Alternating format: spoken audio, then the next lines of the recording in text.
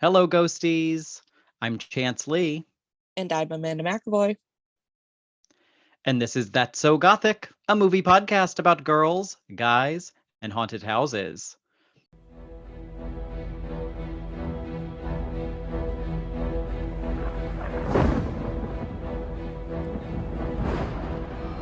I don't have a funny intro for this one because this whole movie is so over the top. Like I couldn't think of anything. I can't do it justice. So it just feels like we're being struck by lightning the whole time we're watching it. Mm-hmm. And so today we're discussing Kenneth Branagh's Mary Shelley's Frankenstein. Released in 1994, Mary Shelley's Frankenstein was directed by Kenneth Branagh. It was adapted from the novel of the same name by a screenwriter named Steph Lady. Hey, lady! I Oh. couldn't find anything about this person. Hmm. Their credits include Frankenstein and Dr. Dolittle, starring Eddie Murphy. So,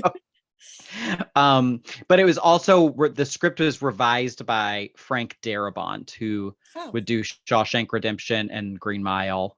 right. And Branagh cast himself Mm-hmm. as Victor Frankenstein. Yes.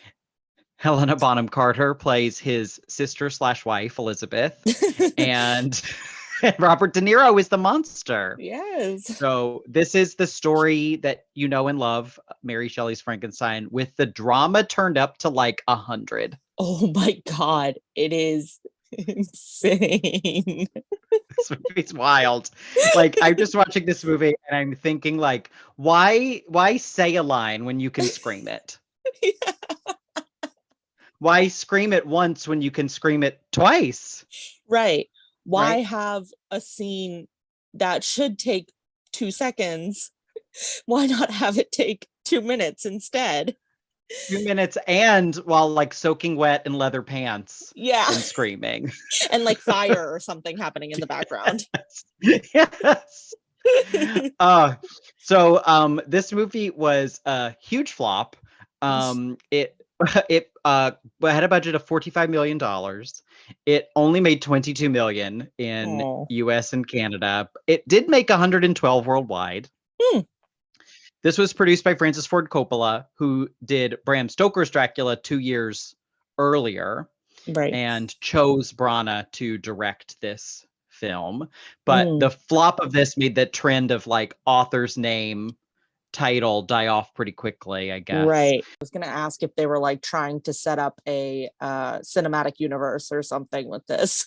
It would have Henry been James's so, turn of the screw. yeah, it would have been so great if like Gary Oldman showed up in this movie, like in the corner somewhere. Yeah, he could be one of the pretentious instructors at medical Mm, school. that would have been great. So, what's your relationship to Frankenstein classic? I love Frankenstein. I've reread it actually many times. I truly adore it. I love Mary Shelley. I love the whole mythos around Frankenstein. Yeah, I'm a huge fan. I'm definitely, and we might compare it to Dracula a little bit. I'm definitely like more a Frankenstein fan. I read Dracula too, but like Frankenstein, I must have reread it, I don't know, like 6 times now at this point. I really adore it. What about you? Mhm. I feel like I was absorbed with Dracula more just during my Mm, life. I've yeah. only read Frankenstein once, and it Mm-hmm. was only a few years ago, Mm. but I really liked it. I Yes. thought it was very well written, especially for the time. Mm-hmm. She was only 19 when she Yeah. wrote it, right? She's a baby. But I think just vampires exist in lore so much more prominently in our culture than this Yeah. type of monster. And I've never seen any old Frankenstein movie. I asked my dad if he had ever seen this particular Frankenstein, and it's actually quite funny. He said no because he like quote heard it was really bad, um, but he loved the old what's the name of the director who did that old Frankenstein? Anyways, like that old 1930s Frankenstein movie. He loved that, but I've never seen it. Yeah, I've never seen those. We did watch Young Frankenstein a lot Yeah. as a family Hmm. when I was a kid. And when I was really little, I Hmm. had a Frankenstein comic book that Ooh. came with a cassette tape. Hmm. And the cassette was an audiobook, but fully cast and produced.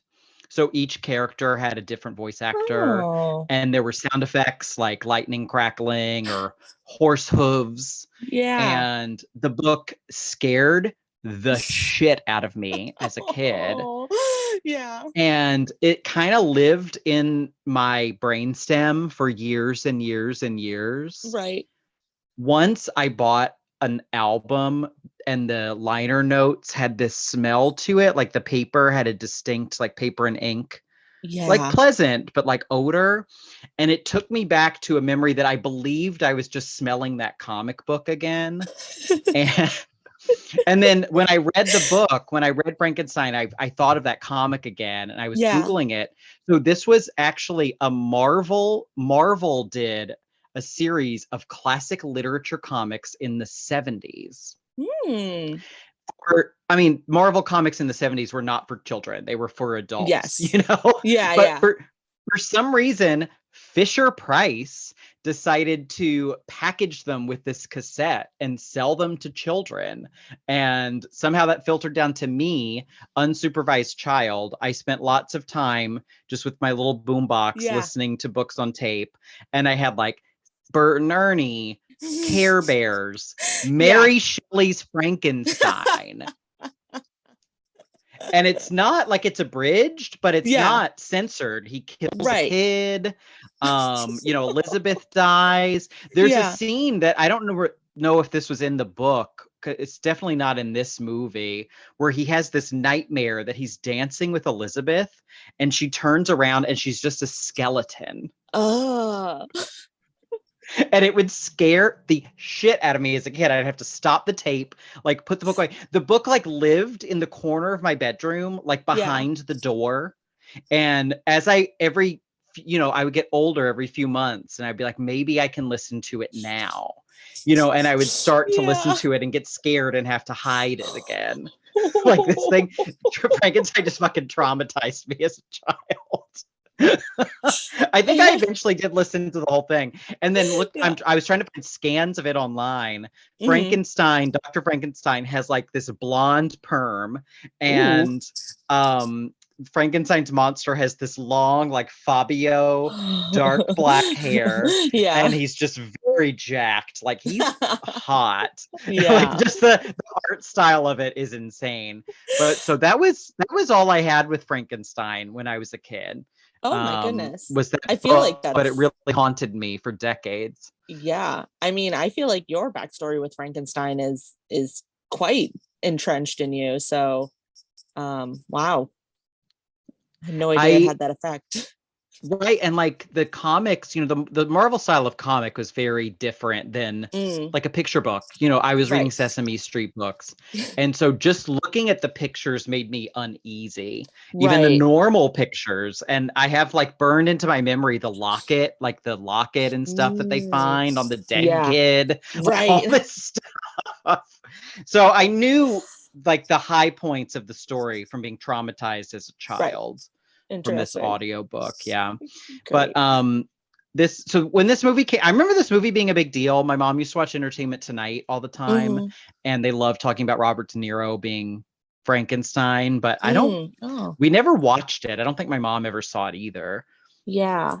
Yeah. I mean, I think I had a very similar, I think I'm basically going to repeat what I said with Bram Stoker's Dracula. I'm pretty sure I'd never heard of it before you suggested, or we talked about it for the podcast. And I think we talked about it for the podcast after Lake, what is it called? Like Placid. No, Cape Fear. Cape Fear Yeah. with the alligators. That's right. Yes. I think we were talking about, just Robert De Niro in general afterwards, and it came up, and I'm pretty sure my reaction was, "What the hell?" Robert De Niro played the monster. I had no idea. So for me personally, I had never even heard of it, or if I had, it completely escaped my psyche. And after watching it, I don't understand why De Niro would even take this role. I Like know. he's not in it a lot, and he's covered in a like latex bodysuit. And I guess if someone offers you the chance to play like an all-time Mm, classic character, I guess you don't turn it down. Like yeah, the pay was probably pretty good, but right. Was this there's not a lot before acting with. before or after Cape Fear? What was Cape This was Fear? after. This was after. Okay. So like he had Yeah. already played a bad guy. Like he should have gotten it out of his system. So yeah, I'm Yeah. confused. I think a lot of Yeah, people are it's a confused. very strange choice. The critics were definitely confused. Hmm. Roger Ebert was the one of the more generous critics, and he gave it two Mm. and a half stars. He One thing that I find, I think Robert De Niro was in an like untouchable phase at the time. So Mm. even when the critics are completely trashing this movie, they somehow act like he is delivering this, performance of a career when like I mean he could barely even talk under all the prosthetics. Yeah, yeah. So Ebert says that De Niro brings a real pathos to the role. Are you kidding me? Are you shitting me right now? Are you actually shitting me? Yes. What the fuck was he watching? I know. I know. Robert De Niro could do no wrong in Yeah. 1994. And he says Brana pumps up his scenes with melodrama and hyperbole. Ebert says, usually I enjoy that. However, faced with material that begins as lurid melodrama, he goes over the top. Hmm. So Interesting. this movie has a 42% critical tomato and a 49% audience tomato. Hmm. In 1994, Peter Travers of Rolling Stone and Janet Maslin of New York Times both put it in their top 10 worst movies of the year list. Okay, I'm not surprised. Just it is over the top. It is ridiculous. I feel like I developed a little bit of a warm spot for it. You know, we kind of trashed, Dracula, but I don't know. There's something really charming about this movie. I feel like it's very rewatchable, I think. Um, Yeah, it's very. Yeah, I feel like I should hate it because it's yes. almost objectively bad. Yeah. It's seems like it's so. I can't tell if Kenneth Branagh is very earnest or very Mm, full of himself, yeah. or the likely answer, both. Both. Yeah. Yeah. I mean, it's so it's not even like so bad that it's good, because it's not, your stereotypical, like I don't ever imagine this movie gaining like a cult following or something, because it is just so full of itself. It's kind of hard to watch, but also I think it makes it a really good Frankenstein adaptation, because you're reading the book and you're kind of like, Victor Frankenstein is hard to watch. Maybe it's a Yes. commentary on how much of a pretentious dick he is. Well, sometimes I'm like, Whoa. is this intentionally funny? Right. Some of the scenes I'm watching, and I'm like, is this supposed to be comedy? Because like Yes. there are some scenes that are fucking hilarious in this They're movie, and so funny. I don't know if they're meant to be. Yes. Like, But I there's really was also confused. one scene in particular, and I'll get to it when we talk about it, that legitimately I almost started crying at. So like for Oh, me, this movie had me on a emotional roller wow! coaster. I love that for you. Yeah. Yeah, but I absolutely would not blame anyone for hating it, for putting it in the worst of list. I'm sure compared to other movies that came out in 94, it was hot garbage. Well, that's what I was looking at. I was like, what was the best movie of 1994? Mhm. Both of them chose Pulp Fiction. So in a Okay. year where Pulp Fiction comes out and is very, even though Tarantino is so far up his own ass, Right. like it feels modern for the time, even though all he's doing is aping on like stuff he's seen in the past. It Right. feels modern. And you have this that feels so old school. It Yes. feels almost like an old school silent film, except no one can shut the fuck up. That is a very good way to put it. Like they're all their facial expressions are like as if they're in silent films and they're only acting with their faces, but they're also screaming everything. I wonder if this movie would be better if you just muted it. Oh, I might have to do that. Whenever I'm on planes, I Mm. watch the movies with no sound. Really? I don't know why, and I will usually only watch what my neighbor is watching. I'll just watch their movie and I I can't love hear doing it. that. Yeah. And so I don't know why. I think I'm like too tired to process sound and vision at the same time when I'm traveling. Yeah. So I just watch it and then I kind of just come up with what is happening. So this is a good airplane movie. This would be a great airplane movie, I think. But yeah, at the time, everyone hated it. And even the screenwriters hated it. Wow. So the Steph lady, hey lady, who I couldn't even find a source for this on Wikipedia. There was no footnote and it didn't even say citation needed. So take this with a grain of salt. But he said that, quote, the film was a shocking disappointment, a misshapen monster born of Kenneth Branagh's runaway ego. He took a poignant, thought-provoking tragedy and turned it into a heavy metal monster movie. Honestly, reading that quote, I thought, upgrade. Like, yeah, right, seriously.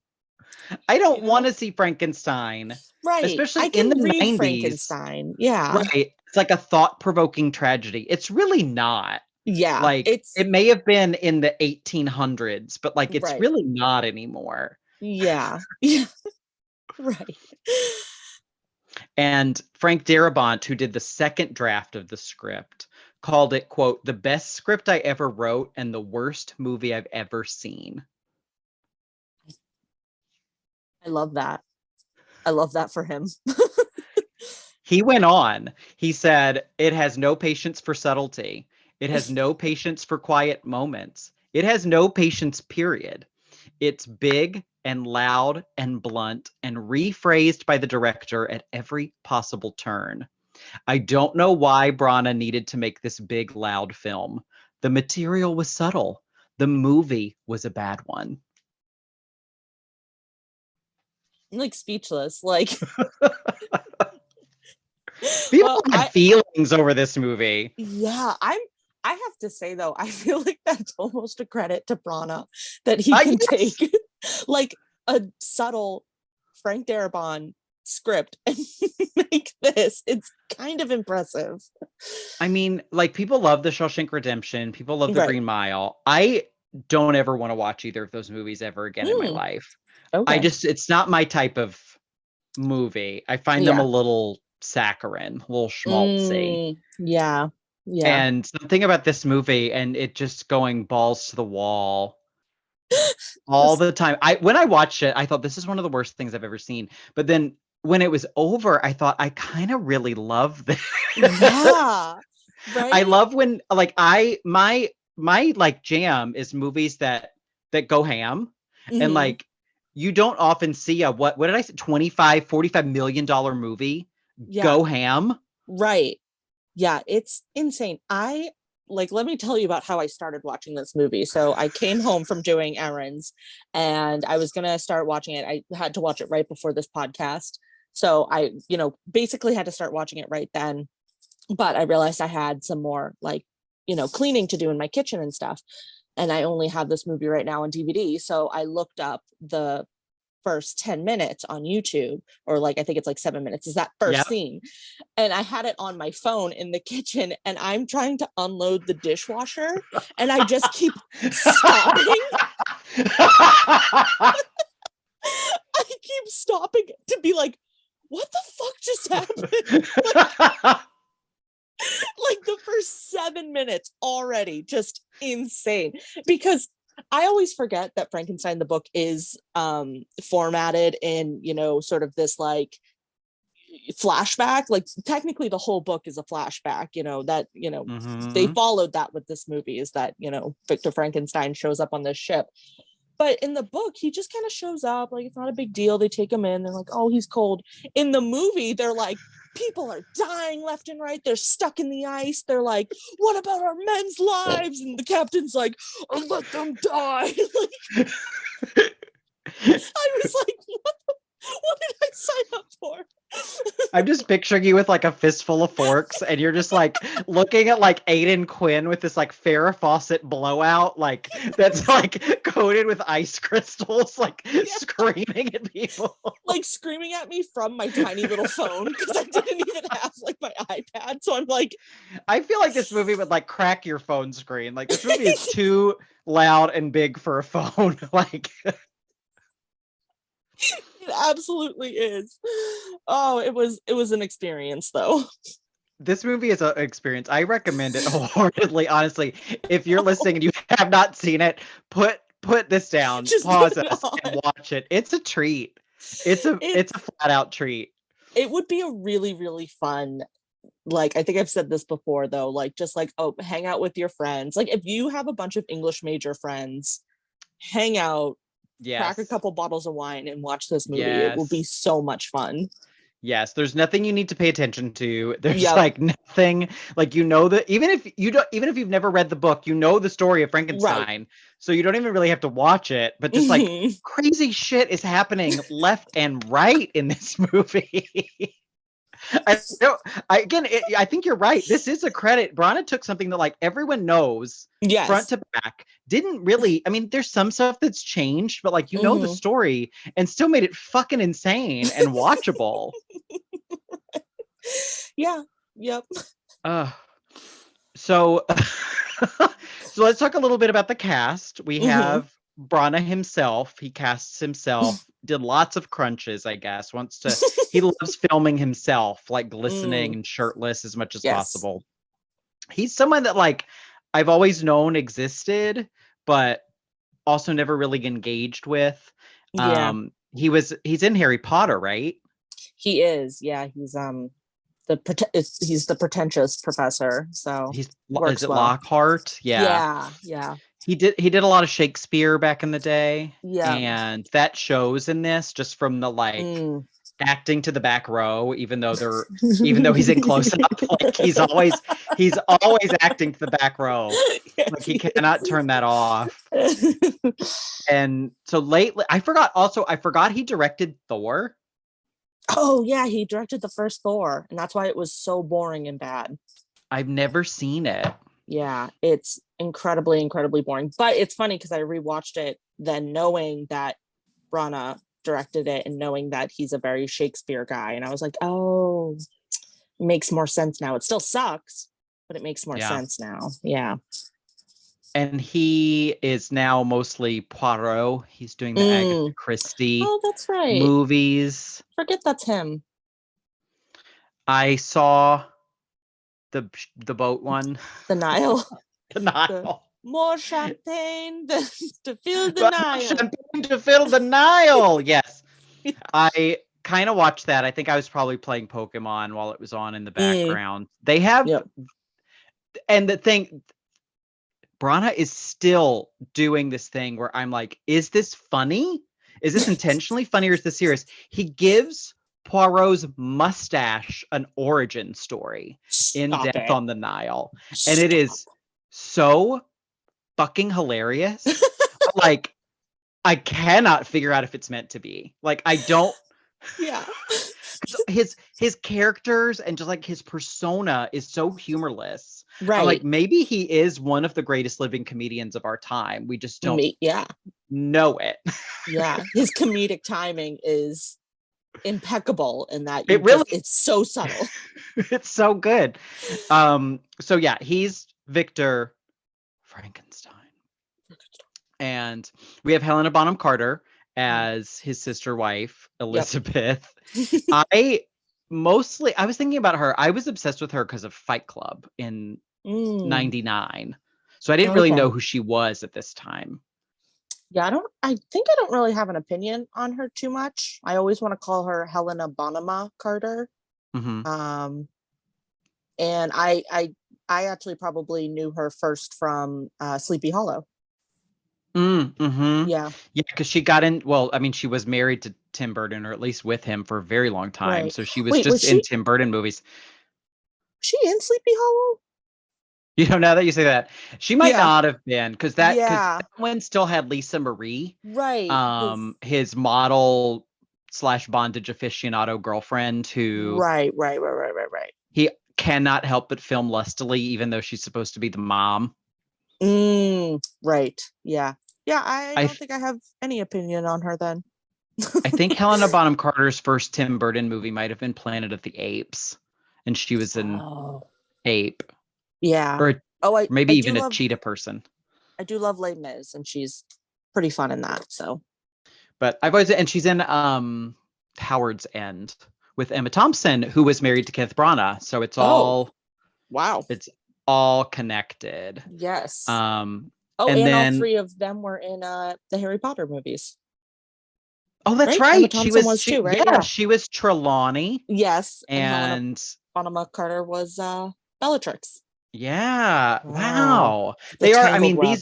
they're like a holy trinity of like British royalty of actors. They really Yeah. are. Yeah. They've been around forever, Hmm. and they're the type. Oh, Kenneth Branagh less so, but at least with Helena Bonham Carter and Emma Thompson, even if the movie's bad, you Yeah. know they're going to be good. Yes. Yeah. They're great. They're great, and she doesn't have a lot to do in this movie until the Mm-mm. end, which we Yeah. will get to. Could not. Yeah. Just, last but not least, we have De Niro. We talked a bit about him. Why did he take this role? Hmm. The DVD I was hoping had some commentary, but it doesn't. Mm. It's a very bare bones DVD, which is unfortunate. It Yeah. has one special feature, which is 2 movie trailers. One of them is for a Kenneth Branagh Shakespeare movie, Okay. and the other one is for Awakenings. Have you ever seen Awakenings? No, I don't think so. This was a movie that was just on repeat in my home in the 90s. Really? Robin Williams plays a doctor Uh-huh. who works in like a not quite a nursing home, but sort of. Mm. Everybody has this kind of illness where they're just paralyzed. Oh, cool. Like they're alive, but they don't ever talk or move. Uh-huh. And Robert De Niro is one of them, Leonard. Hmm. And I don't know what he does. Robin Williams does something, and then Robert De Niro like reanimates, even though he's Oh, been in this paralyzed state for like 20 years. yeah. And so he helps him like learn to live, once he Hmm. comes back. It's very sweet. It's a movie that I have not watched since I was a child. Yeah. And I was watching the trailer and it brought back a lot of memories. I was like, oh, we used to watch this movie all the time. And then there's a nurse. There's a nurse in the movie. I'm like, who is Uh-huh. this actress that's playing this nurse? It's Julie Kavner, voice of Marge Simpson, Oh, who I didn't know ever appeared as a human in things. right. Good for her. Yeah. Aw. But yeah, so that they had that trailer. So that must have been Mhm. big. That was big in the 90s. Mm. De Niro again could do no wrong in the 90s. Mm. Anything else you wanted to add about De Niro that we didn't talk about on our Cape Fear podcast? No, I don't think so. I mean, I think he was a interesting choice for this. We'll get into it with some of the specific scenes. Yeah, I really have no words for that casting choice. It's a very interesting. I mean, I guess again, it goes both ways. Like if you can get Mm. Robert De Niro in your movie for any role, like go for it. And then Right. if you're going to be able to play this iconic character regardless of the script, like Right. I guess you take it. But yeah, I was looking at his filmography. He's still riding high at this. He did After This Casino, he did Mm. Heat, Oh, wow. he did Jackie Brown, Hmm. Wag the Dog. I forgot he did Great Expectations with Gwyneth Paltrow, another literary Oh, adaptation. yes. I watched that in school when we read the book. Was he the like criminal in it? Yeah. Yeah, that makes sense. I see that. Missed opportunity to not call it Charles Dickens' Great Expectations. Honestly. And then things then he started doing like the Meet the Parents and entered Mm. into a different stage of his career. Right. But he's still acting. Didn't he just Was it him or Pacino that just like had a kid? I think Or it they was both having? him. They're both popping out kids, I think, I and think so. dating young women. So Yeah. let's start the plot of this Hmm. film. We very bizarrely begin with a Mary Shelley voiceover. And the title card, how it zooms in. It's like a title card jump scare. Yeah, and because again, so I'm watching this on my tiny little phone. So I'm like, I had the phone on like a windowsill to prop it up, and I literally like bent down and was like squinting because I thought maybe it had frozen, because it takes so long for the text to get bigger and bigger and bigger. It's quite fun. Yes. It's such a weird choice. They have Hmm. Mary Shelley, this quote that I couldn't find the attribution for, but I did find it on a few websites Mm, of her just talking about why she wrote Frankenstein. yeah. And I was like, is she going to be a character in this movie? Like, is this going to be Ooh. totally different? Yeah. I mean, this never comes back. No. And then No. yeah, the music crescendos and the title just hits you in the face. Yep. And then we find ourselves in the Arctic Hmm. with Aidan Quinn and his Arctic eyes. I love Aidan Quinn's eyes and Mm. his terrible hair. Everybody in this movie has terrible hair. And it's 1794. They're on a ship to get to the North Pole. Hmm. Someone says, iceberg ahead. Like they did it before James Cameron did. And we get all these scenes of actors literally just like running from one side of the ship to the other. It's the most stereotypical boat crash. You see the captain's wheel just spinning. Yeah. Like it's hilarious. Like like the actors are just throwing themselves over Yeah. railings and the camera, Right. someone is literally just shaking the camera as they're Yeah. filming them. Again, like in the book, all that happens is they get frozen in the ice. So basically they're sailing smoothly and then the ice forms around them. But they were like, Kenneth Branagh was like, no, that will not do. We No, the must. like ice is shearing parts of this boat off. And then yeah, the men are like chopping up the boat for fire to Hmm. survive. As you said, Aidan Quinn gets asked that, are we going to do this at the cost of how many more lives? And he goes, Yeah. as many as it takes.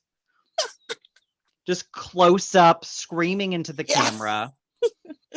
And then Kenneth Branagh comes out of the snow. Hmm. And next thing we know, the dogs have broken loose. And like Yeah. these fake dog puppets are just flying through the air. Yes. Because like in the realm of the story, the dogs are going to attack Frankenstein's monster who is Right. pursuing Dr. Frankenstein. But as a Yeah. viewer, we just see these fake dogs being like thrown through the air and like body slammed by Robert De Niro.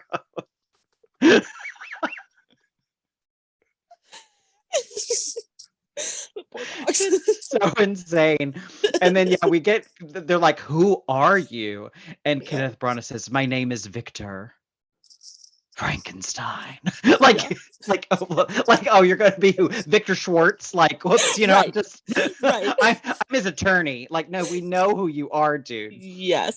Also, so quick pause because I just want the listeners to remember that Victor Frankenstein has to tell the entire story that we're about to talk about in the short time that you'll see the end of the movie. It flashes forward again to this, into that time period, which, I mean, I guess I'll spoil it. If you know the story, Frankenstein gets to the ship.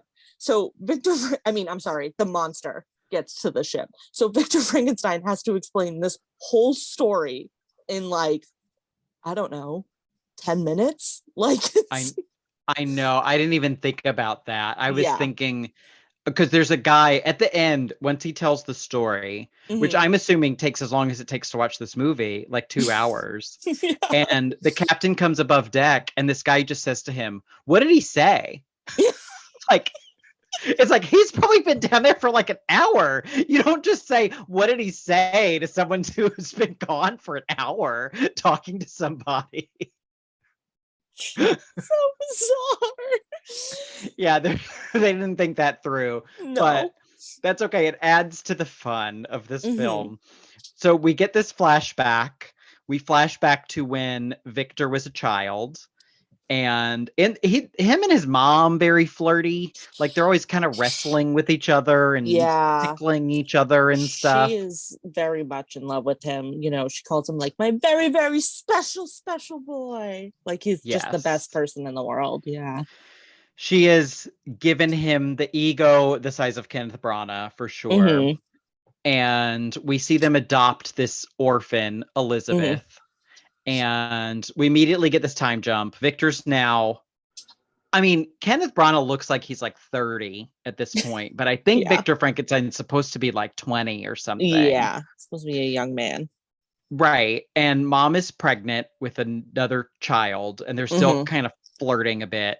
And now he's also flirting with his adopted sister, Mm-hmm. Elizabeth. And then there's this poor girl, Justine. I didn't remember Justine at all, but poor Justine. Her job Yeah. is just to be like stupid and put upon throughout this whole movie. Yeah. She hits the wrong note on the piano, and her mom screams at her. And then Victor's mom collapses. And Mm-hmm. next thing we know, we've got Ian Holm, he was Bilbo Baggins, right? Yeah. Yeah. He's shirtless and covered in blood. He's Frankenstein's dad. Everybody's Yeah. covered in blood because she's Yes. having the most bloody birth you've ever seen. Woo. She says, "Cut me, save the baby." Mm. And then lightning strikes this tree. I will say, there's a lot of really good pyrotechnics in this Yes. film. That lightning Yes. striking the tree looks very exciting. Mm-hmm. And the dad comes down this cartoonishly enormous staircase that they That have. whole room is so bizarre. It's like very liminal space. It's incredibly uncomfortable. I thought it was a matte painting until Yeah. Ian Holmes showed up on the staircase. Right. That's what it looks like. It's so weird. It's enormous. Yeah, and Yeah. nothing exists outside of it. It's just like dark No. space. It's just like Yeah. floating. It's Yeah. similar, actually, it's kind of similar to Beautiful Creatures. Remember they had the scene where they were just kind of floating and there were the stairs and stuff? I Yeah. wonder if It they were does feel like inspired that. by the house from Frankenstein, but they didn't have the budget to build this. Yeah. I mean, you could probably stand 6 people shoulder to shoulder on one stair. Like, Yeah. not only are the stairs tall, they're broad. Right. Yeah. And so he comes down this cartoonishly large staircase, and then, they're all, bring her back. I know everybody mourns in different ways, but everybody has really bad coping skills when it comes Yeah. to death in Absolutely. this story. Yeah. So we flash forward 3 years later. We get Kenneth Branagh kind of reenacting that painting that's on the cover of all the Dover Books editions of Frankenstein, the like wanderer above the sea of fog, like the romantic painting of the guy like staring at it. Looks like Branagh's trying to recreate that. He's like hiking. And again, why ever have an internal thought when you can speak it aloud? Mm-hmm. He says, "Oh, mother, you should never have died. No one need ever die. I will stop this. I will stop this." Oh, boy.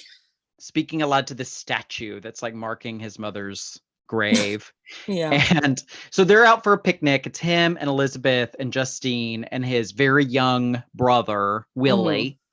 And there's a cloud, and they start running from this cloud like it's the monster from Nope, like coming after them. Literally thought, because I think you see the cloud, but Elizabeth says something like, "Oh my God, what are we gonna do? It's coming at us." So I 100% assumed it was a tornado.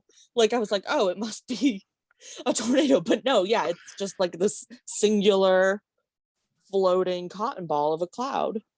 It's one cloud, and he convinces them to pull out of their picnic basket, I guess, all of this equipment and make this lightning rod. And then they lay down next to the lightning rod, and lightning strikes it, and they all kind of crackle with energy. And he says, "How do you feel, Elizabeth?" And she says, "Alive." Alive. Yeah. Alive. And so then next scene, we get a celebration. Victor's going off to medical school. Everybody's dancing. Dad can barely hold himself together as he gives Victor a book that his mom left him. Yeah. And then Victor and Elizabeth sneak away, and they say, "How do brothers and sisters say goodbye?" And then they just start making out. They just start tonguing each other. And she Lean says, into it so much. "Sister, friend, lover." Okay, one of our bonus gothics is incest, and I Yeah. love how this one, like, they're not blood relatives, but I No. love how they never ignore the fact that they are brother and No. sister and married. Like, they Yes. love that. That's their They kink. could absolutely ignore it. They could skirt around it. They do not. They do not. They do not. And also, like, the family doesn't give a shit. Like, the No. family does not care. They like, it's They're so perfectly natural excited. for them to Yeah. marry each other. Oh my God. So he wants her to come with him to wherever he's going, Mhm. Ingolstadt. Yeah. And she says that she wants to stay home and make this place a great home for their children. And I'm Mhm. just thinking, like, there's not even a railing on that staircase. Like, you need to do so much baby proofing for this house. Right. There's a scene where someone's carrying Willie, the little brother, down the stairs. They're so close to the edge. I'm Oh just my like, God. no, put a railing up on these stairs. Yeah. This is not ADA compliant at No. all. Mm-mm. So Victor Frankenstein rides into Ingolstadt. He's Mhm. wearing this red coat and a horse, and everyone is just chasing him like he's a celebrity. Yeah. Like Taylor Royalty Swift riding is into coming to town. perform. Like, everybody's, why? How do they even know who he is? Right. Just his fancy coat. And so he rents this huge attic space, Mhm. which would be an amazing apartment for Oh, any college student. so nice. And he goes to this classic, I'm assuming this is how classes were actually taught, because it's like this in every movie where they're in Right. this like cylindrical room with Yeah. multiple floors, Right. and Brana's leaning over the railing, and first day in class, the most obnoxious fucking student ever, yelling at the teacher. Like, Yeah. I would hate having this kid in my class. Seriously. And I would hate it even more if I had to wear one of these stupid wigs. The teacher's wearing one of Yeah. these stupid, like, And his is so like barrister powdered wig. white. Yeah. And his is so like thin. And I think he's sweating or something because it seems very like damp. It's very ugly on his head. Everything about it's unflattering. The man is very Mhm. jowly, like, he's not very Mm. attractive. And then you have Kenneth Branagh, like, perfectly lit, literally looking down at this man from above. And making this argument about, they're arguing about science Mhm. and how, we shouldn't limit ourselves just to science. We should try to push beyond science. So he makes friends with this guy named Henry Clerval, who's Mhm. our comic relief, I guess, in a movie that frankly does not need comic relief because it's funny enough already. Yeah. The inclusion of this character makes me wonder, maybe those scenes aren't supposed to be funny because they think they need this comic relief character Yeah, who's right. one of the least funny parts of the movie. Yeah. And there's this random scene where Frankenstein gets bumped into by this giant Oh man. my God. I laughed so hard. And he I'm says, like, what? you should watch where I'm going. I lost it. I'm like, is this like an 80s teen high school comedy? Right? What is happening? And they never bring him up again. He never comes back. Never. You should watch where I'm going. I'm like, that guy should at least be like the monster's body or something because he's huge. Yeah. No, he's just gone. Very strange. They just attend all these classes together. He becomes fast friends with Clerval, who's always like fainting whenever they dissect someone. And there's a scene where they start yelling about death over a corpse because Frankenstein's saying we can't be limited by death. And the guy's waving his scalpel. I thought it was like Harry Potter. I thought they were going to get into like a wands duel. Yeah. Over that. Like, it was so dramatic. And Brana has this, I don't know what word to use, but he loves to just have the camera spin around people. Oh, yeah. It happens so much in this movie. Hmm. And the New York Times review, Janet Maslin's review, actually mentions this. She says that Elizabeth's, Helena Bonham Carter's beauty is underscored by the camera's habit of spinning ecstatically around her whenever it sees her. Oh, I think that's kind of cute, though. It's sort of like a puppy running around. Yes. But he does it so much. The camera's Yeah. always spinning around them. So he ends up making friends with this Professor Waldman, Mm. who's played by John Cleese, Yeah. with like horse teeth. Like he's got these prosthetic horsey teeth in and doesn't look like John Cleese at all. Yeah. That's wild. And he's not, I don't think he's a character in the book, and he's not a huge, he has a role in the movie, but he's not like, he doesn't have a ton of lines or a ton to do. That's so It's funny that it's John Cleese, and he's I not know it. funny or anything. No, it's such a Yeah. weird choice. He must have owed Kenneth Branagh something. Right. Yeah. Yeah. He lost a bet. But he has done this experiment where he has reanimated a disembodied monkey hand Hmm. with electricity, and Clerval of course goes to shake its hand and it starts to like crush his hand. Yeah. Some foreshadowing. Yep. Oh, and that Clerval, he's Oh, always getting himself into a pickle. goofy guy. And then we have this like, there's this side story where occasionally we'll cut over to Helena Bonham Carter, like writing letters to him. Hmm. But she's literally just like moving the pencil across the page because she's talking so fast. There's no Yeah. way she is writing No. that fast. Yeah. And it almost just looks like she's proofreading her own writing. Like, so I Yeah. expect her to go back and like scribble something out. So we see that happening a bit, but we're getting to the whole point of the story. Obviously, Frankenstein Hmm. thinks that we can eventually survive death. He says Hmm. he can create a being that won't age, that will be stronger than us and smarter than us. He's basically describing artificial intelligence, chat gpt. Like, still relevant. That's another thing about Frankenstein, like it's still Hmm. relevant, I think, as a story. And so De Niro shows up as this crazy anti-vaxxer, which I I wasn't was gonna expecting. say, I do like that they made the monster an anti-vaxxer. He refuses to get is it cholera? The cholera I think it's vaccine? cholera. Yeah. He refuses to get the vaccine, and he's so adamant about it that he kills the doctor who's trying Yeah. to give him the vaccine. You're not gonna stick me with that. This movie, Yes. don't let anti-vaxxers see this movie, because I feel like they could definitely co-opt it. Because then, jumping ahead a little bit, there's like a scene where he's getting chased around because everyone thinks he has cholera, but of course he doesn't. He didn't get vaccinated, so he's a pariah now. I mean, you could really take this movie and do some Oh, harmful things with it.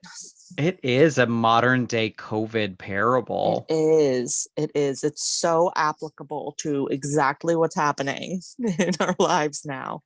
Kenneth Branagh is a He's ahead of his time. future seer. He's a Yeah. seer. Yeah, he Yeah. knew this Yeah. would happen. Absolutely. Absolutely. He did. But meanwhile, Victor Frankenstein still cannot cope with anything bad No. happening to him. Yeah. So his professor dies and he just starts screaming, "It need not happen! It need not happen!" Oh, it does though. Like, yeah. I mean, you live in the like 1700s. People are dying Right. all the time. Seriously. He's just cushy and spoiled. Yeah. So the movie does, and again, it's like, this is the thing, does the movie understand this? Like, does the Right. movie understand that he's a spoiled little shit? Or like, Yeah. are we supposed to actually feel bad for him? I don't know. So De Niro's hanged, and meanwhile, Elizabeth is home. She's panicking because she actually hasn't heard from him in a while. And poor Justine says, if he was mine, I would have gone to him already. Hmm. So Elizabeth is going to run off to see if he's okay. So meanwhile, he's full on into reanimating dead corpses. He Yep. realizes that the secret is amniotic fluid. So they collect the birth fluid from this woman who's giving Oh. birth. And he this is is probably one of my favorite scenes in the movie, where he injects it into a toad and the toad starts to twitch, and it's a little like frog puppet, and it's twitching, and then he leaves and the frog puppet kicks the petri dish and shatters it, and then the camera zooms in on the puppet's face. Like, we get a close-up of the toad puppet's face upside down in the dish. And it makes such a big deal about it. I'm like, is this frog gonna come back and like kick the shit out of him? Like, like he just made like a Teenage Mutant Ninja Turtle, but a frog. Like, yeah. That's the real villain of the story.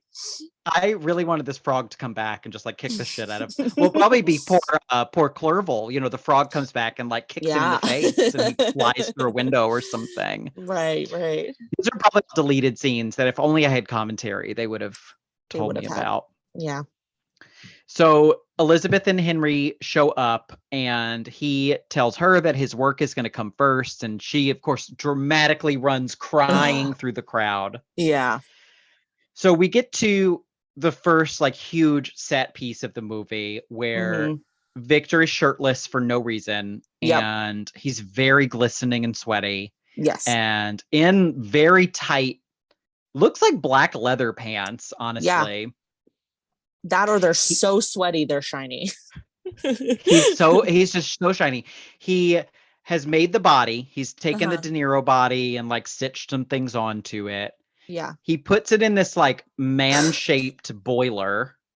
Well, but first, my favorite part is that he has this contraption. So stretchers definitely exist at the time, but he has this contraption that I think he has to whack it. It's sort of like one of those mousetrap games.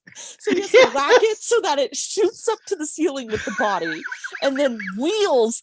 And the whole time too, he's like running after it like he didn't expect it to be going so fast. So he's like, and it flies across the room on the ceiling that he can't reach. It's a tall ceiling. Why did he even build it?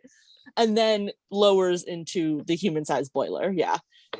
Oh, it's so unnecessary. It's so absurd. And then the way he's going to reanimate them is with electric eels. But again, he can't just put the eels in the boiler. They're in like this giant Jiffy Pop bag that is like hanging over the boiler and just like undulating. Like I love the set design. It so makes good. No practical sense whatsoever. And it's the fact too that this has to be, it's so funny because it makes no practical sense, but it has to be practical effects. There's no way. I don't think there's any CGI. No, like again, that's what's so impressive about it. There's all this stuff. They like he literally lights this fire and starts boiling the amniotic fluid that the body is soaking in. Jams these huge needles because there's this thing about the acupuncture or something. Yeah. And then he thinks it didn't work because nothing happens. And he goes off screaming, "No!" like 4 times. And so, but then the hand like hits the glass. It's so funny because it's just a thump. And he's like, It's alive! It's alive! And it's just a thump. It could have been anything. And then I made the mistake of saying the frog was my favorite scene because it's the best scene in history. I cannot believe what I was watching. I've never seen anything like this in my life. Watching it with my jaw on the floor.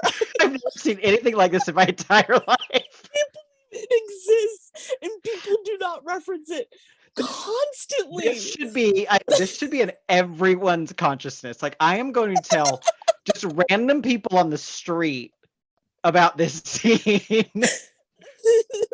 So like and just I'll preface this by saying I rewound this and I watched it and I timed it. It goes on for a full minute. 60 seconds. And And it so, feels longer. it feels like eternity. And so the boiler bursts open. And what timing for my app that tells me to drink water just alerted me with this pouring water sound. Very appropriate timing. Perfect. So the boiler bursts open and the monster's naked body slides out in just Literally like slips. I don't know what I mean, just like thousands of gallons of lube. And we have Kenneth Branagh trying to pick up this naked Robert De Niro in a montage. There's a montage. It's a montage that he keeps like getting him halfway up, and then it'll cut, and he's on the floor, and they're so slippery. They're wrestling on the floor, and then it cuts, and he's up. He's trying to drag him, and they both go down. Like, There's a back shot where Kenneth Branagh wraps his arm around and basically grabs Robert De Niro's bare ass and uses it as like leverage. I have to assume none of this is scripted. I just cannot believe it that he's just like, just let the cameras roll. We're just gonna do this. How much of this did they shoot? Again, like how long were they doing this? Because there's obviously parts that are cut out. Yes. It's like the crew probably couldn't even get to them. You know, they're probably just struggling to get off this set. This isn't even acting. This is he can't yell cut because he's just covered in KY jelly and just like rolling around. Well, and Robert De Niro's in his latex suit, so I'm wondering if he even has joint movement. I know, he probably can't even move. He's probably like, oh, fuck, I'm never going to get out of this. How am I ever going to be forever? Oh my God. This has to be seen to believe. And then not only that, after he finally gets him up, he like accidentally pushes him into some chains, and then he inexplicably flies up into the air, gets conked on the head. Looney Tune style. It's a fucking Wile E. Coyote cartoon. And then like he's just hanging there, and like Frankenstein thinks he killed him, and he goes off and like cries in the corner. He thinks he's dead. It's so weird.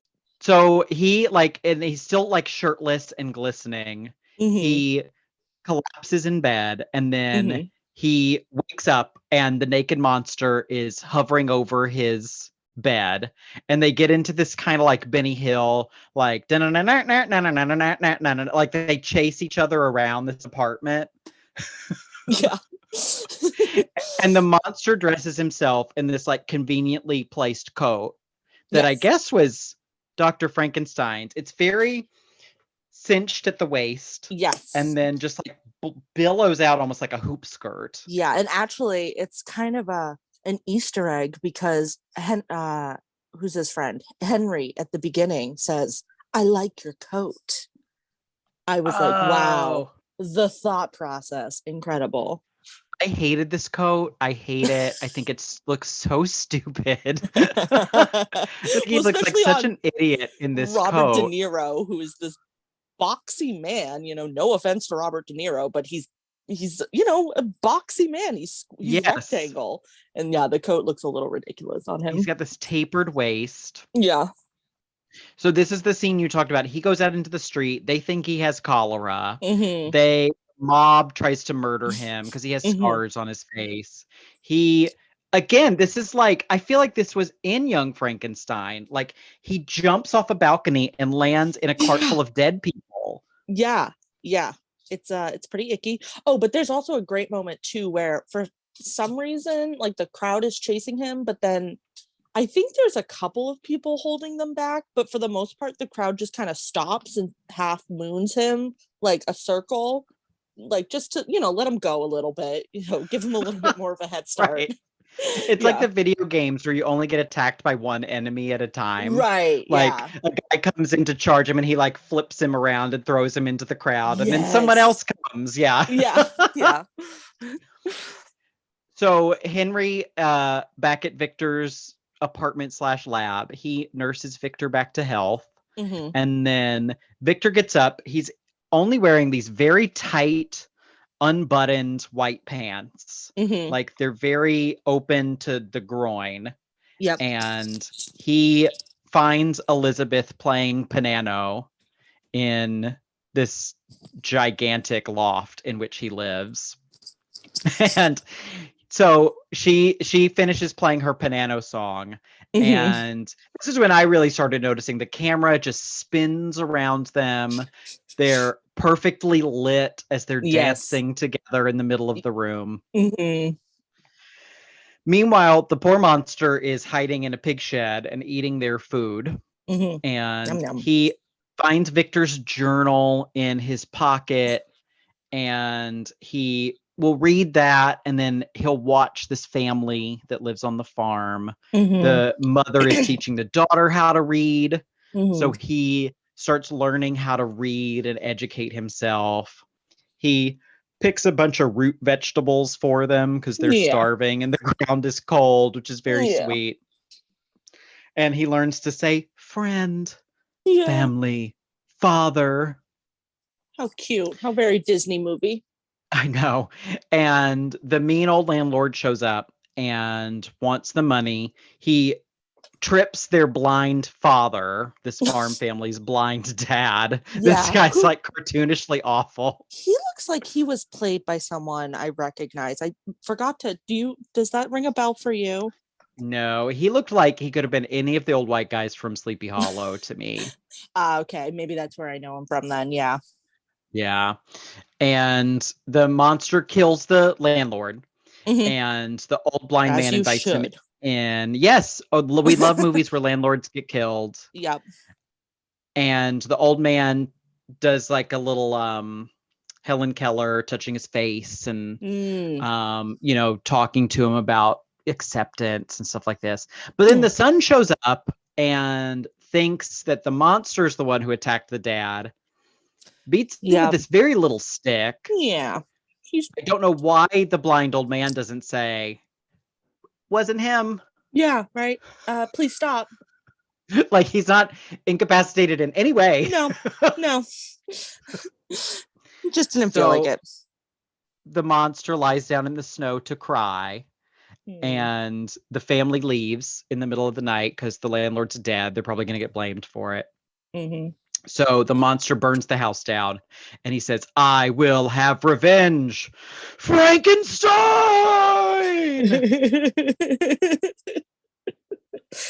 Quite the jump to make. Raised to the heavens. Yeah. Yep. So meanwhile, Victor and Elizabeth, like Victor's just like, okay, I brought this man back to life. He ran away. Whatever. Fine. Yeah. I'm sure that won't come back in any way. Yeah. No, not at all. They're going to go home, get married. He's going to take over dad's practice. It's going to be great. So Elizabeth is getting her dress fitted, and poor Justine's mom is always yelling at her that she's fucking things up. And so meanwhile, the monster has found Frankenstein's house and meets the little brother, Willie, who has a locket. He has the locket with Frankenstein's picture in it for some reason. I think Elizabeth gave it to him. And poor dumb Justine is just staggering through she's like, I'm so tired. It's like, you've been up for 10 minutes.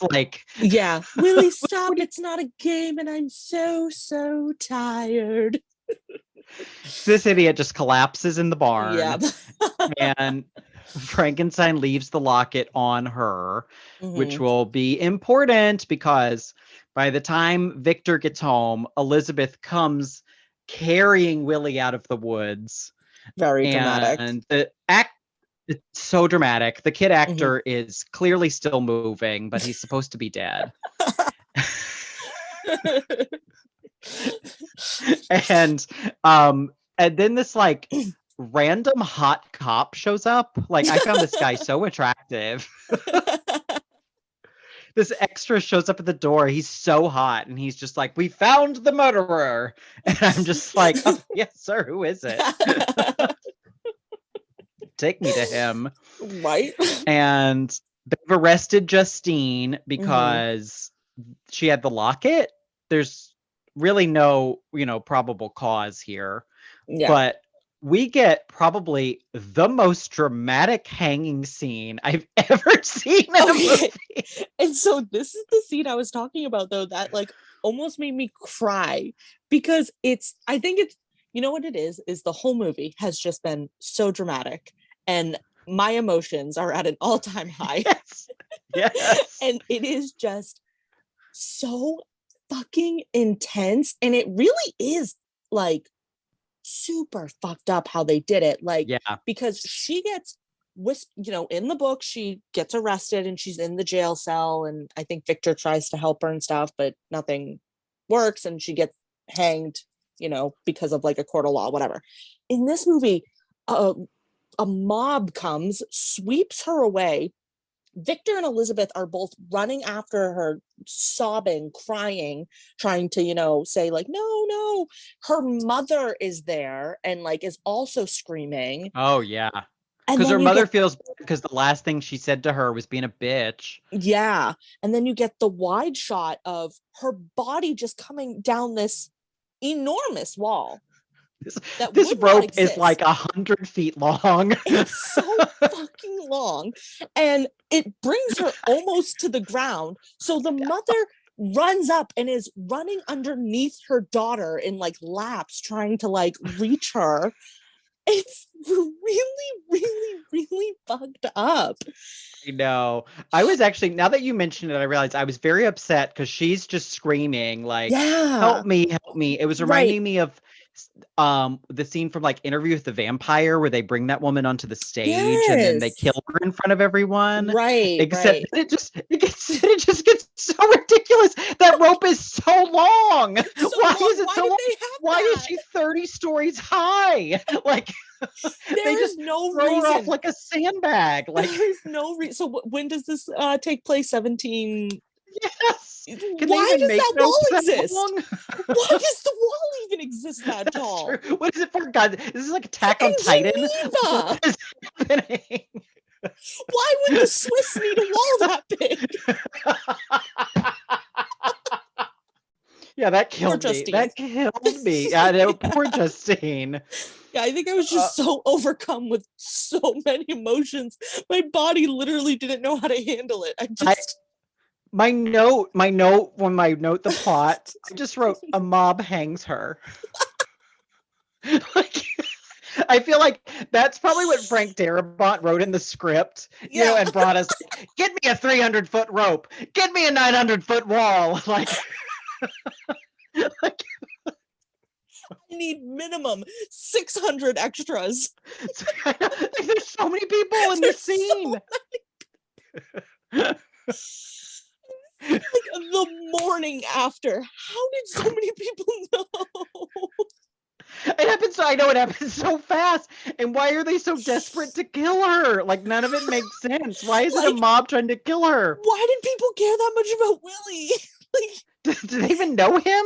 Like, they don't even know these people. They're these rich people who live up on a hill. They don't even live in town. They don't even go here. Oh my God. Yeah.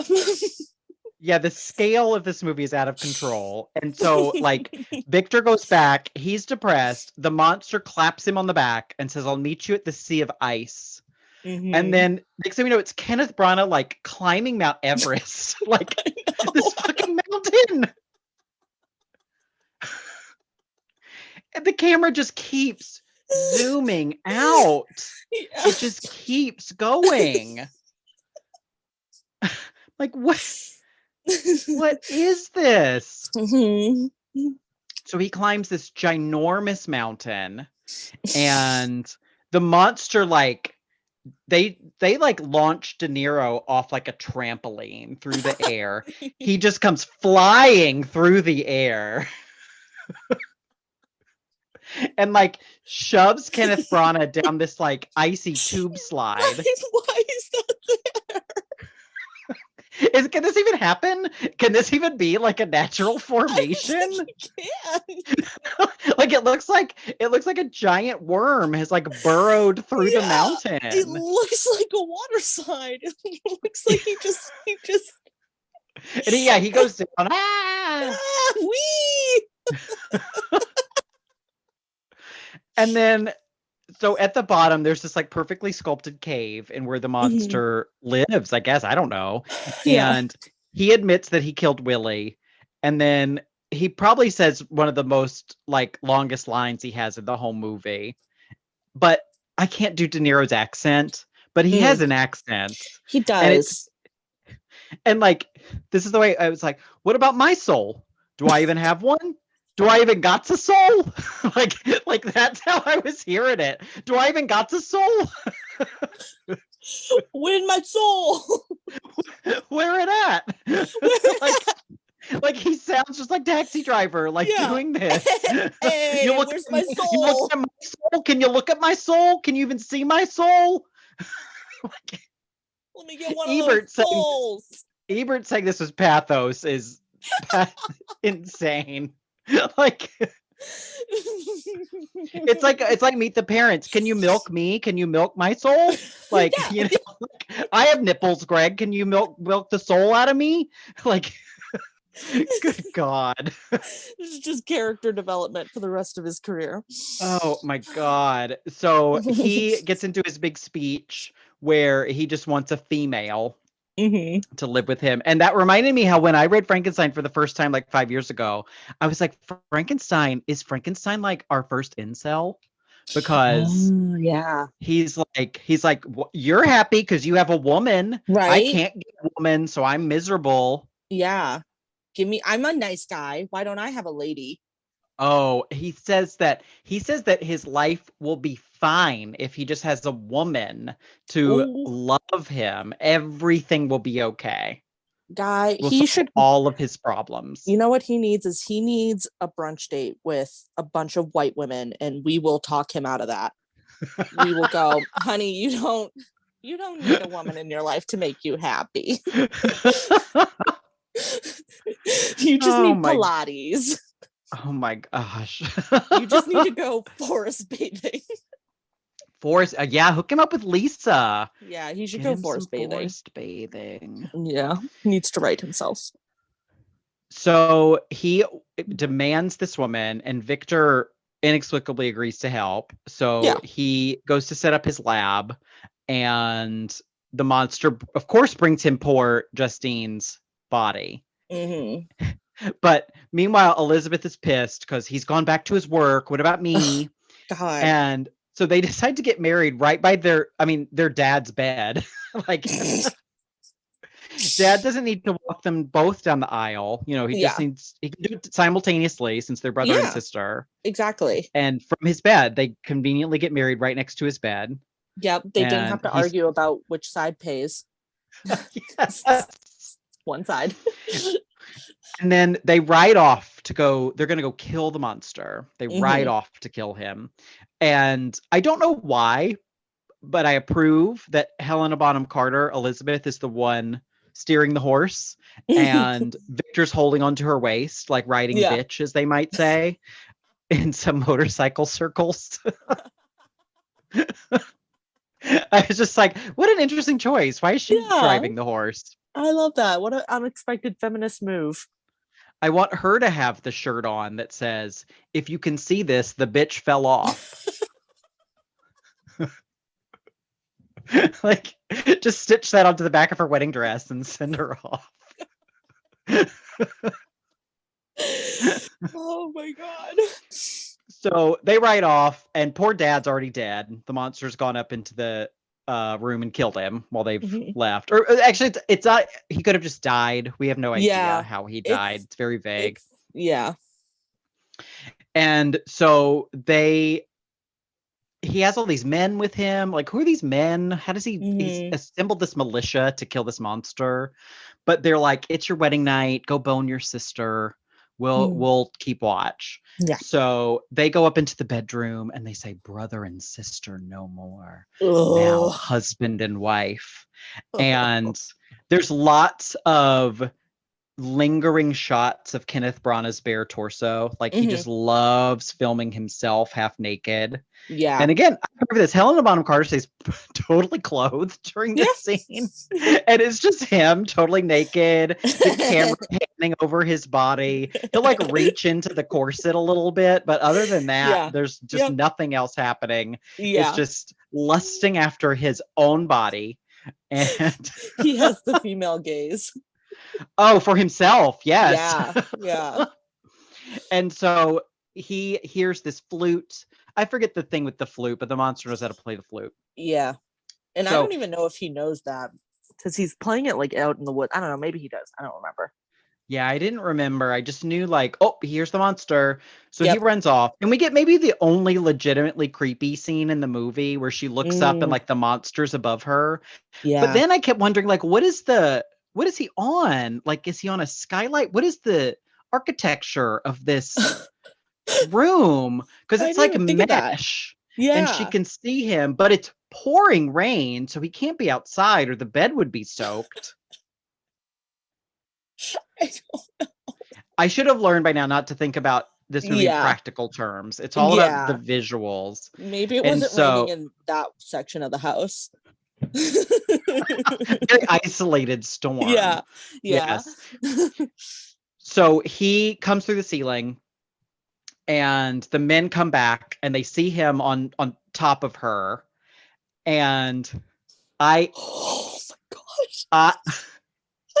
Just when I think this movie cannot surprise me anymore. I know. This movie has me speechless. He punches a hole through her chest and he pulls out her beating heart and like shows it to the men. But that's not enough.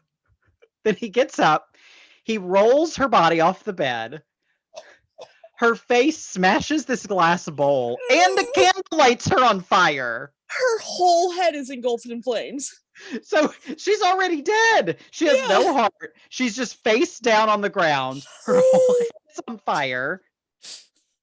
Like if Kenneth Branagh did My Cousin Rachel Weisz would have landed on a seal. Ooh, yeah. At the end. Like she would have crushed that baby seal. Like absolutely. He loves kicking the already down. I just could not believe how he just kept going. What else can we do? Let's set her on fire. Right. Like, yeah. Right. Which all of it, I will say, because I'm not even going to say this because this is a spoiler because it doesn't happen in the book. But it kind of makes sense for what happens later. Yes. Yeah, I know. They have to have done this. I realized that too. I was like, oh, this wasn't just gratuitous. Yes. Like, yeah. She has a point. So he carries Elizabeth up the ginormous staircase in this red cloak that is just as long as like Priyanka Chopra's wedding train. Like this thing just goes. Yes. Like, why does he have it? What is this? How did and why did he didn't have this on? Did he put this on to carry her up the stairs? Yeah. Like, let me get dressed for this. This crimson cloak, and he's getting ready to like pet cemetery her. You know, he's gonna bring her back. Poor Justine. Let's just lop off Justine's head and put Elizabeth's head on her body. Yeah. Poor Justine. Yeah. Meanwhile, just because we haven't had anybody screaming in a bit, we cut to Henry on the stairs just going, no! Yeah. Like, why not? So they go through the whole thing. Like you mentioned, he can't just put her in the boiler. He has to put her on the chain thing. Yeah. Send her up into the air. Send her down the roller coaster. Like, have into you the ever boiler. like been to one of those like sushi conveyor belt restaurants? Yes. That's what it's like. That. Yeah. Yes. And yeah, he births her from the boiler again, and then just like immediately puts the wedding ring on her. Yeah. Gotta get it on. And he's like, he's like, say my name. Say my name. Like, this is where Destiny's Child must have gotten the idea for the song. Just say my name. And we finally see her. She's all stitched up. She's all cut up. Yep. parts of her scalp are missing and Yeah, still and all bloody. burned. Yeah. She looks like Angelica's doll, Cynthia, Yes. from the Rugrats. She does. Like to a scary degree. Yes. And he has lost his goddamn mind. He Hmm. dances around with her just like they used to when they were brother and sister. Yeah. There's little flashes of them looking normal in the past. Yeah. And then the monster shows up, and Helena Bonham Carter goes to him, Yeah. and she does some very good lip trembling. Like her bottom lip is Oh, just she like, does. Yeah. oh, it's just going, She's a good you know. mouth actor. Yeah. She does a lot with this. She doesn't get a lot to do in this movie until Yeah. now. She's Hmm. acting with these heavy prosthetics. One eye Yep. is mostly swollen shut. She has Mm. no hair. Yep. Her half her mouth is like swollen with prosthetic makeup. Yep. And she realizes she looks like the monster. Yeah. And then the men start to fight over her. Hmm. I thought they were just going to pull her in half. Oh my God. The way this movie was going, I thought they were just going to literally pull her Rip her in apart. half. Yeah. Cause literally one of them, they have one arm each and they're Yes. I thought her arms were going to pop off. yeah. But instead, Even better. for as ridiculous as this movie is, this is one of the most technically impressive things I've ever seen in a Yes. film. It was She really good. Yeah. she grabs this lantern, she puts it over her head and just like Yeah. smashes it. Yep. Yeah. And It's then like, just it's so interesting how it happens. Cause yeah, like you said, she smashes it, but it's kind of like the kerosene drips down first. So it takes a mhm. second for the flames to catch. And then she is just full on engulfed in Yeah. flame. I love when people are on fire in movies, but Hmm. it also scares me because it's someone literally on fire filming Yeah. this.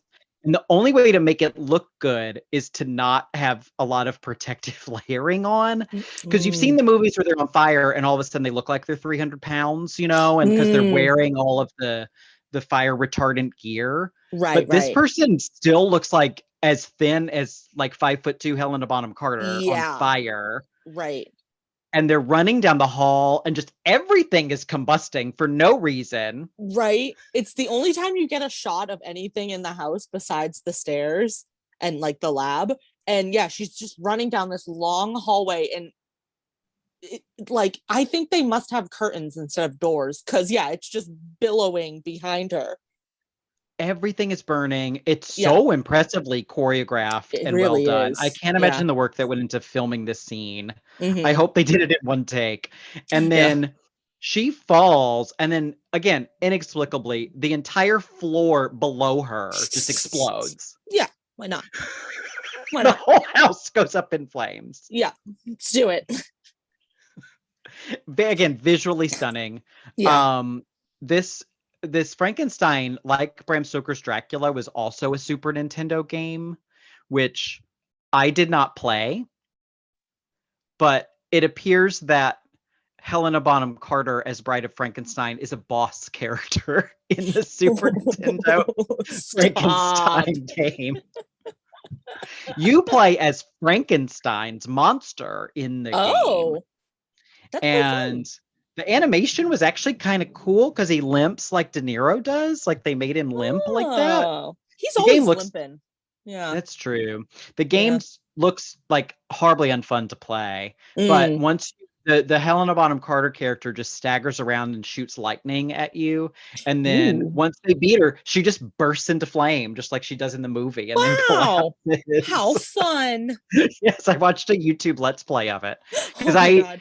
even though I was obsessed with the Bram Stoker game, I didn't know this was a game. Yeah. Yeah. Just like the movie, it faded. Oh, shame. So after the fire, we're back in the Arctic. Mhm. Victor finishes his story. Who knows how long it took? Yeah. And then he dies. Naturally. And that's when the guy goes to the captain. What did he say? And then they hear this moan. And next thing they know, the monster's down in the captain's cabin Mhm. with Victor's body. And the captain says, "Who are you?" And he goes, "He never gave me a name." And then he cries because Victor was his dad. Yeah, I was really expecting him to say something like "Papa," like Oh my God, he should have. He should have been like father, "Father." family, Yeah, right. friends. Yeah, The first words he learned. yeah, yeah. They should have Oh, called us in for a third draft of the script. yeah. Oh, we Turn it up definitely. even Well, more. we could have done anything, and Kenneth Branagh would have just increased it.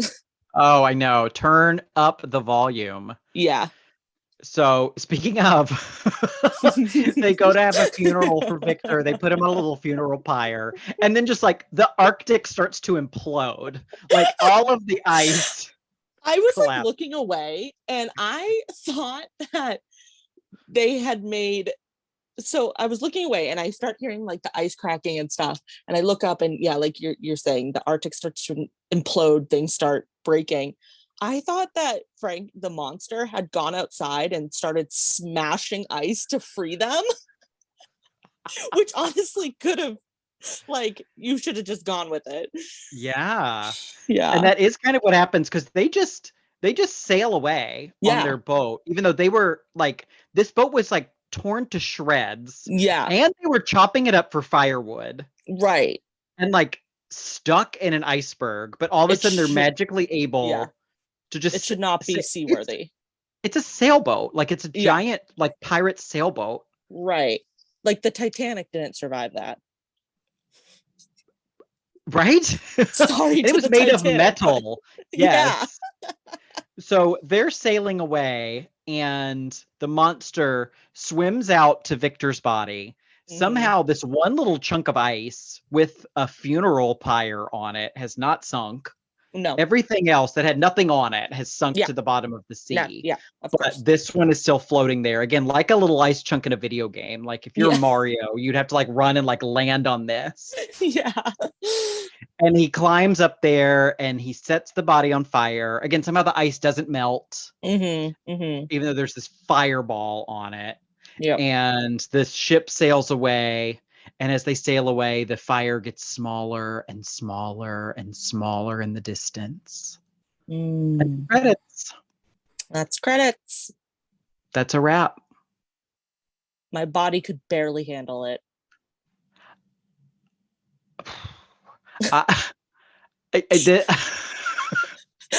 Rarely am I speechless. Yeah.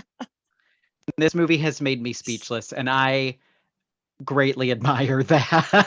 It's really, really, really impressive. It's an It impressive is movie on so many this levels. this movie is a roller coaster ride, It is. and it's 2 hours long. It doesn't feel long. A lot of the No, movies it we really watch that are two doesn't. hours. It takes me like 3 days to watch them, and Right. then Yeah. this one, I'm just like, I couldn't turn away. Right. Yeah, I know. Seriously. It's highly watchable. It really is. I'm excited to rewatch it. It's something. You There really do have to, like, I feel like us talking about it, you can't even get the full nature of just how insane it is. no. Like, how did this movie get made? How? Oh, I know. Well, I guess like Francis Ford Coppola as the producer is Yeah, like, go with it. Just roll with it, dude. Do right. whatever He you had want. so much faith in him. Yeah. It's And much more watchable than Dracula, frankly. it is. It really is. Like, I really don't have any desire to go back and rewatch Dracula. I will 100% go back and rewatch this. Dracula had really, really slow parts. It had parts of it that I really love and I remember loving, but overall, just meh. This movie But is just adrenaline. it really is. And I think both Gary Oldman and Kenneth Branagh are probably equally full of themselves. But with Mm, Kenneth Branagh, it's kind of adorable. right? Yeah. Has Kenneth Branagh ever been caught up in a scandal? Because Gary I, I Oldman has some shit. I don't think he beat his wife with a telephone or whatever Gary Okay, Oldman did. good. So he has at least a leg up there. Yeah, I don't know. And I mean, if you're married to Emma Thompson, even if you get Right. divorced, you Oh can't yeah, be that's that right. bad, right? Yeah. Yeah, I have to believe Kenneth Branagh is good. And he's just, yeah, like you said, like he's full of himself, but it's endearing in a way. And the more I see of him, I'm like, maybe he knows. Maybe he Yeah. is in on the joke. Yeah, we should watch more Kenneth Branagh because I want to figure him out. Like I want to be an anthropologist and figure this out. I know, I'm I want to weirdly be a fascinated with psychologist. him Yeah. now. Yeah. So it looks like Emma Thompson and Kenneth Branagh were married for 6 years. Mm-hmm. They met in 1987. Mm-hmm. Kenneth Branagh had an affair with Helena Bonham Carter.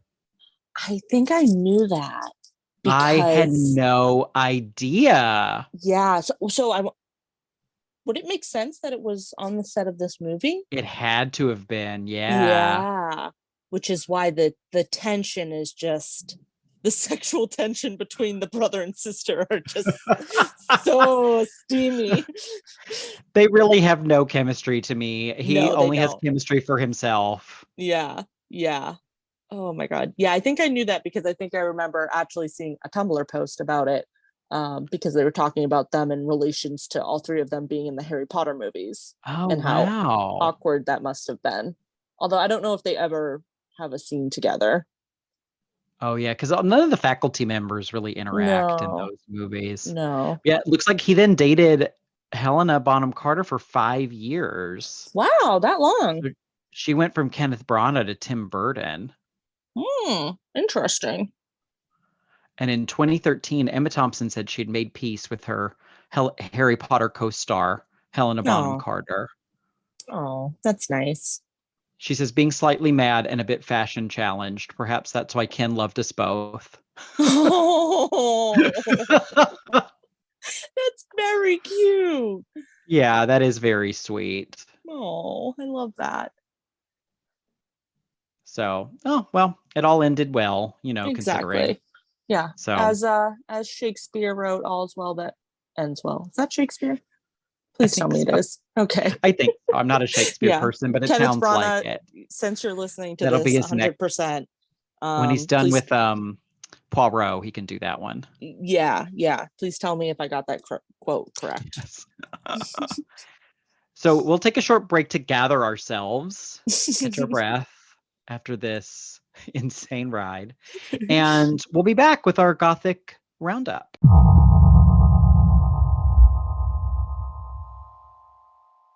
All right, ghosties, we're back with our Gothic Roundup.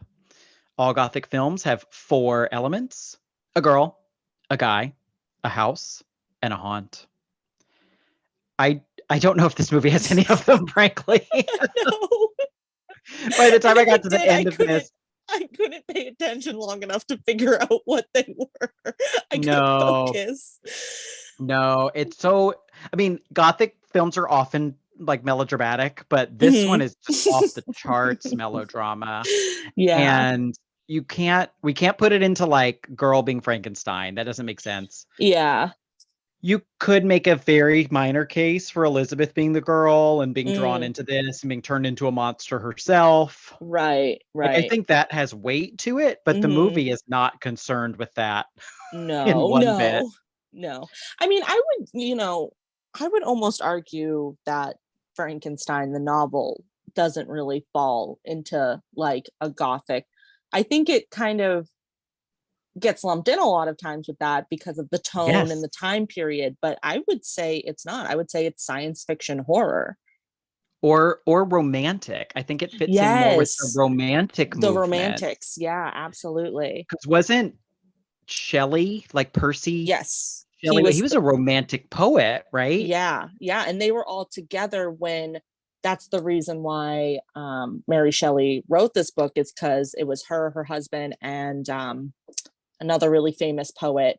Were Was it all on like a Tiger retreat. guy? Oh, maybe. You know what I'm talking about? I'm really going back Yeah. to my British literature class. Right, right. Yeah. William Blake. Was it William Blake? It might have been. I don't remember. Yeah. But they were all on like a writing retreat, basically. And that's how she started writing this book. So yeah, absolutely. Yeah, I would say it's not the original book, the original, concept for it, it doesn't really follow. And so you can't really blame the movie for it not having No. those elements. Yeah. No, not at all. Yeah, I think it, like you said, it's the tone, it's the fact that there's a castle and some Right. lightning. It does have a haunt and the monster. We don't normally Right. have a monster. Hmm. But yeah, I was turned because I was like, do people, well, at first I was like, do people even think this is Gothic? And some people do. I Yeah. found an article from the New York Public Library that Hmm. was written by a children's librarian. So, love that. Her name's Amanda. We love that. Oh, hi. She she is at the Stavros Niarchos Foundation Library, which Hmm. cracks me up because Paris Hilton used to date the heir Stavros Niarchos Oh like my 20 years gosh. ago. Is the heir to like some Greek shipping fortune, Yes. and there's a branch of the New York Public Library that's funded by them. So great. Wow. Good for them. So that throws me off. But Yeah. she wrote an article called A Brief History of Gothic Horror and then Hmm. has some recommendations, including Frankenstein.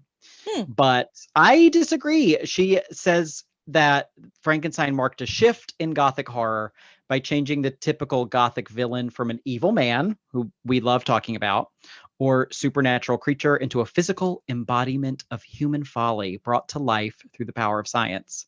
Hmm. So I agree that's what the book is about, but I don't think that's a Right. shift because no Yeah. one else really did that. Exactly. I think it's an entirely new genre and concept. Yes. Yeah. Yeah. Because the romantics were all about like, yeah, science, Yeah. whatever. It was almost like the pendulum swinging in the other direction. Like we're gonna go back to just like believing in ridiculous fantasy stuff. Yes. Yeah. I mean, and it kind of goes with, that's what Victor Frankenstein argues with his professor in this book Yeah. is, don't you take into account the philosophers? Yeah. So it's very philosophical. It's very, what is life? What is a quality of life? Yes. Yeah. And thinking about it that way made me like this movie even more because what would Yeah. the romantics love but balls to the wall melodrama? Yeah. Like this movie might put Mary Shelley in a coma, but like she would wake up and be like, amazing, 10 out of Oh, 10. that was good. I don't know what happened, but I liked it. Right? Yes. I wrote I know. that. Yeah, I think he nailed it. I think Brana Hmm. nailed it with this one, to be honest. Yeah. Frankenstein for a new generation to be appreciated by a later generation. Yes. It really should. Yeah. This movie should be revived, I think. Yeah. I I think think I it's said overhated and yeah. underappreciated. I think at the top I said, I don't think it'll ever become a cult classic. I take that back. I hope it does. I hope it does too. Yeah. I was looking, I don't know how I stumbled across it, but Arrow Films, I have a few of their movies. Mm. They have a special edition 4K Ooh. restoration of this movie. And Oh, I don't know if this will be the case when the podcast airs, but it is the case now. It's 50% off. adding to And cart. I think I'm going to order I it. absolutely am. Are you kidding me? I think I'm going to order. The cover art is really nice.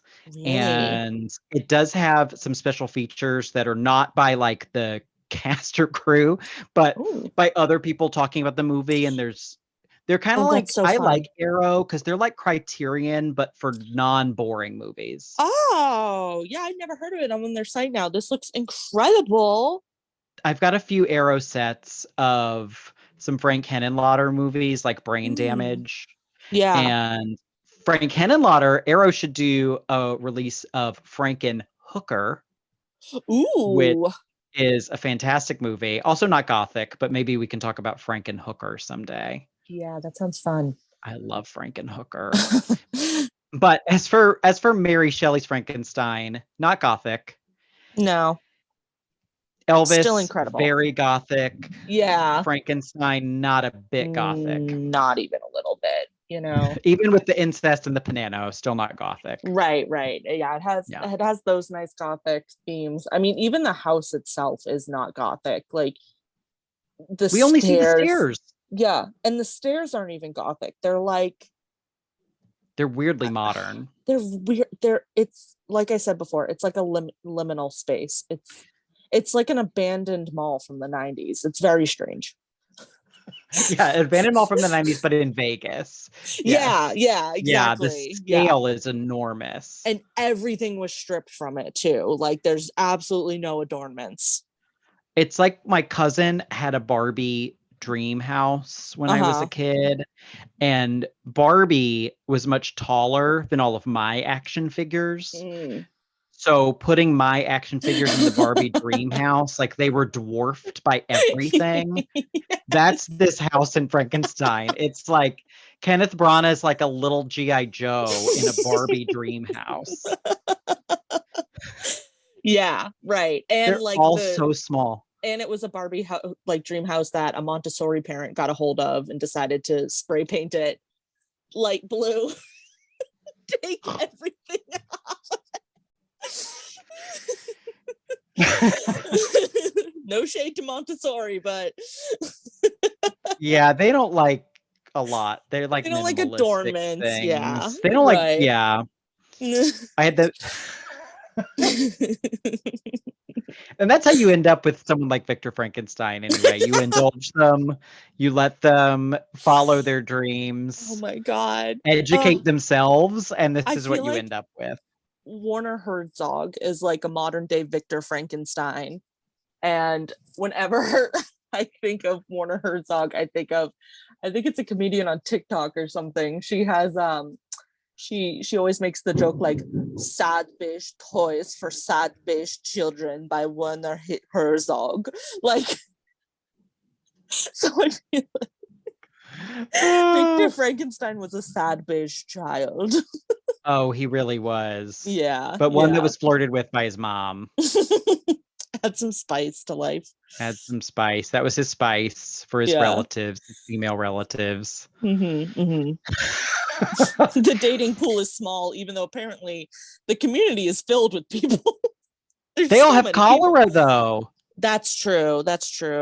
Well, that's out in like Germany or wherever he was. Oh, that's true. Yeah. His community's fine.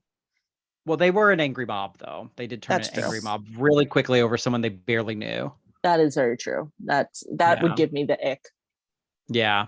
No wonder. Yeah. Well, anything else you want to add on Kenneth Branagh's Mary Shelley's Frankenstein? I have no other. I'm sure I will think of 1,000 things. We'll have to do a rewatch in so many years, because I'm sure we will develop more opinions, but I'm good for now. There are no words. Yeah. There are no words. So, but we talked a lot despite not having any words. So thank you, Ghosties, and thank you, Amanda. We thank you for listening to us break down Kenneth Branagh's Mary Shelley's Frankenstein. Please subscribe wherever you get your podcasts, and rate and review us on Apple Podcasts, please. And follow us on Instagram. Sometimes we post hints about what we'll discuss next. So until then, stay ghosty. Bye-bye. Bye. Like, how many men are going to die for us to build this wall? And he goes, as many as it takes. God.